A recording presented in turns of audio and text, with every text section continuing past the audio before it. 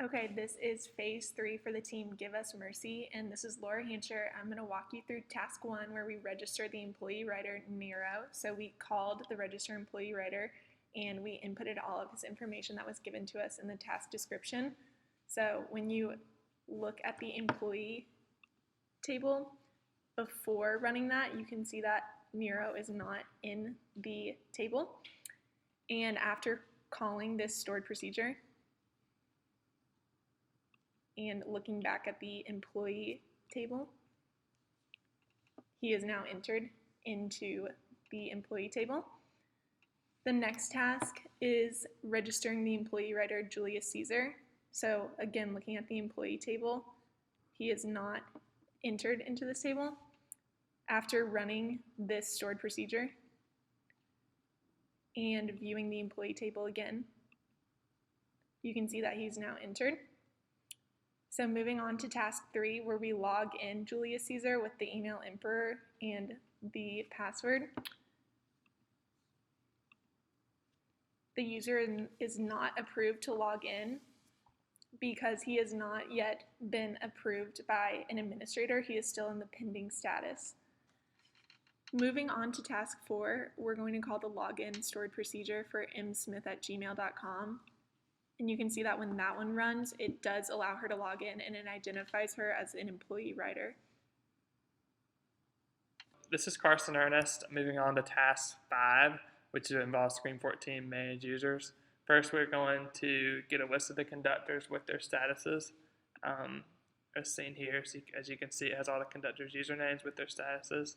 Now we're going to call and get the employee type and their information and whether they want to raise for Julius Caesar according to the task list. So you can see below right here, as the user type is both, and they don't want a raise, as you can see right here.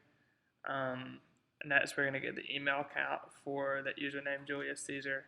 And so we run right here and see that the email count for Julius Caesar is 1. And then finally we're going to accept the user. And so we run our final stored procedure for this task to accept Julius Caesar as a user.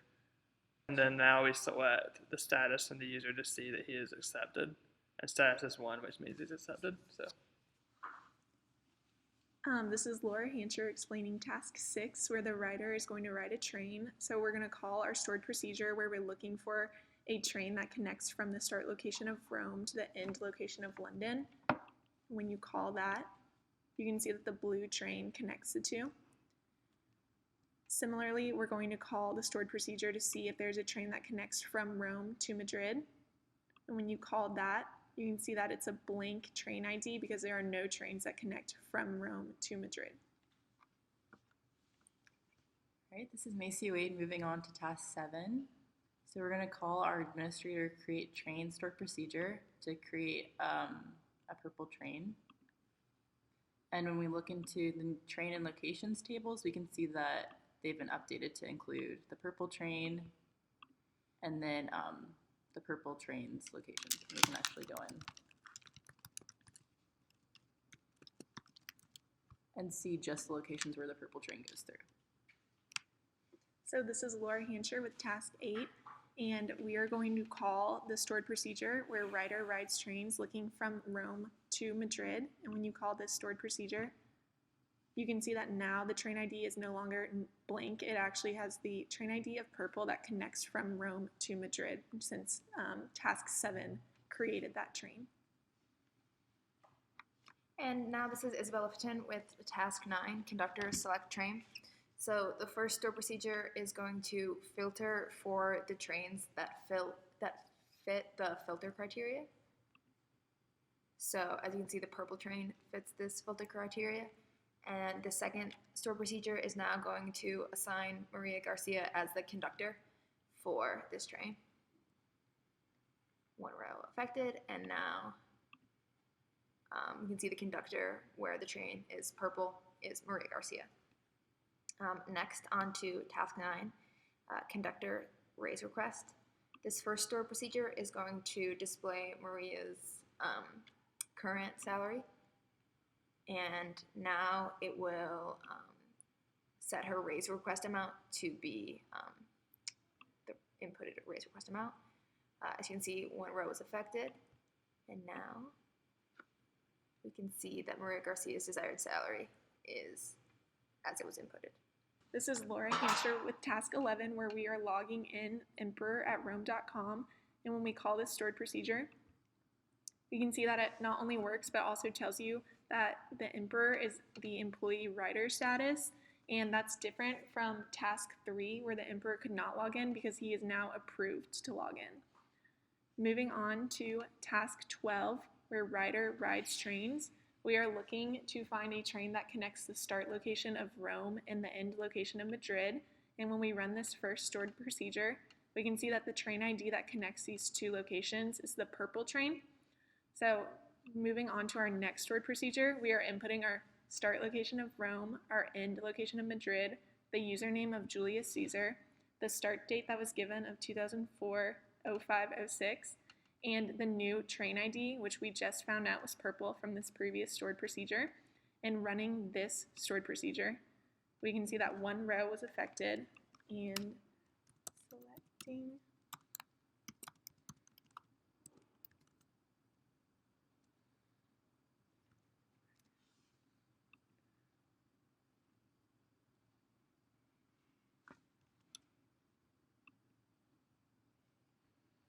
and we can see that in the ride table, Julius Caesar has now taken the purple train starting in Rome on this date to the end location of Madrid for a price of €53. Okay, Carson Ernest, again, starting on task 13 now, screen 13, get referral code. First, we are going to display the user referral code in this first stored procedure right here. So here's the referral code now logged in for Ludwig.Beethoven. Now we are going to display the number of people referred. So the number of people referred for this username is 0. And then finally, we are going to display the membership level as an output. And so the membership level is none, corresponding to a count of 0 for Ludwig.Beethoven. Next, we're going to move on to task 14. Screen 12, rider ride history. And so in this task, we are filtering by these two dates and finding the number of the rides taken by Ludwig.Beethoven between these two dates. And so we do the single stored procedure right here. And here are the rides taken with a start location, Manchester and Paris and Lisbon, and both for this user. And now this is Isabella with task 15, strike. So after we call our store procedure, we can go in and see that Maria was removed as the conductor of the train, and also her salary will get set to 0. All right, this is Macy Wade with task 16. So we're going to be on the screen administer manage train. So first we want to be filtering the trains that have a route containing Berlin as location. So we see there's two trains that have Berlin as a location on the route, the green train and the red train. From there, we'll take in those two inputs to do our next store procedures. So in our second one, we're going to look at the green train, and we will see the number of stops on it. So the green train has 12 stops, the red train has 16. In our third store procedure, it will be outputting the total revenue for the train. So the green train has a total revenue of €335, and the red train has an output a total revenue, of €410. Okay, cool. So Carson Ernest again here with task 17, screen 14, administer manage user. So in this task, we're going to filter conductors, starting right here to get the conductors to filter in this task. So here we have the conductor usernames with their statuses, and then now we are able to accept the user with this conductor, with this username conductor1.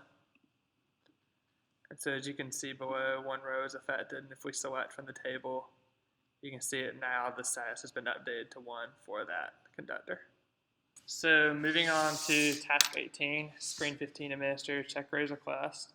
First, we're going to get the username, raise amount, and salary from this conductor. And so as we can see below, Conductor 2, we're both using Conductor 5 and Maria Garcia in this task. And so as you can see, Conductor 5 starts with a raise amount of $65,000 with a salary of $40,000, and Maria Garcia has a raise amount of $10,000 with a salary of $0.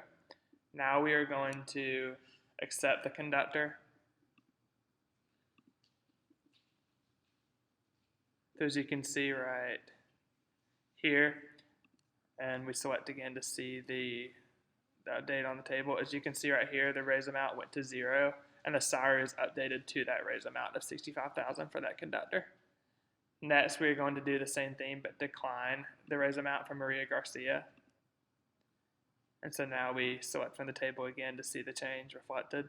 And so now her raise amount goes to 0, and her salary is 0. So it's to decline the raise amount and put it back to 0. All right, this is Macy Wade with task 19, looking at editing the train. So we want to get all of the train's information for the blue train, so we can get the train's capacity, its type, its locations it stops at, its administrator's first name and last name, its conductor's first name and last name, and then finally we want to update the capacity of the blue train to have 60 seats.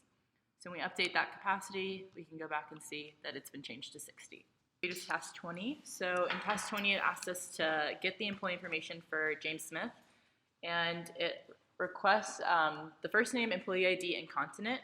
For James Smith, he is just an employee, not an employee writer, so he has no continent and country, so that information will not be displayed, but we can display his name and his employee ID. And then we also want to update his last name to be Franco, and we'll see that it's been updated to be Franco. Now this is Isabel with task 21, admin view stop details. So first we want to return, after filtering, the train ID, duration of stop, and number of unsold tickets for the stops that fit the filter. So there's the result. The next display is the average stop length and the number of unsold tickets. And then finally we want to get the farthest away location from the inputted location, which in this case was Paris. And it returns St. Petersburg.